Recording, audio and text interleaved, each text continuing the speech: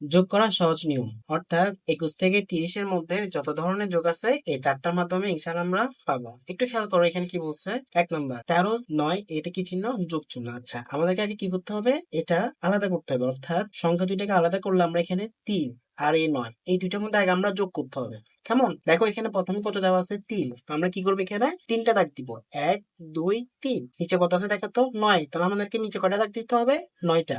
1 2 3 4 5 6 7 8 9। তাহলে এখন কি করবো স্যার? আমাদেরকে যোগ করতে বলছে। তো যোগ মানে কি স্যার? একসাথে করা। তো এখন দেখি আমরা একসাথে করি। 1 2 3 4 5 6 7 8 9 10 11 12। কতই স্যার? 12। তো দেখো আমরা কি করবো? ছোট করে এখানে বোঝার জন্য 12 লিখবো। তাহলে দেখো 12 সবসময় কি হবে স্যার? এই পাশেরটা। এই পাশে আমরা কি করব? যে সংখ্যাটা থাকবে সেই সংখ্যাটা এখানে বসাইতে হবে। দেখো এই পাশে কি আছে?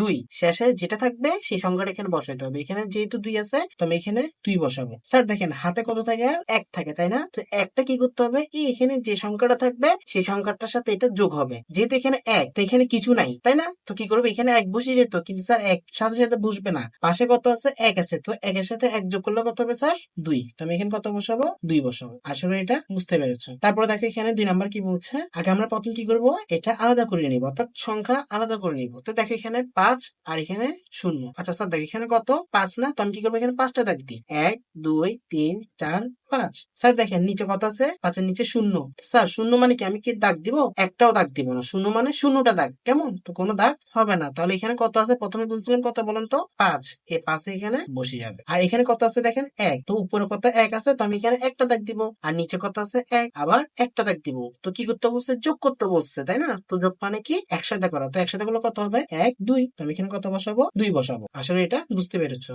এখন দেখো 3 নাম্বার কি বলছে? 22 আর 6 যোগ করতে বলছে।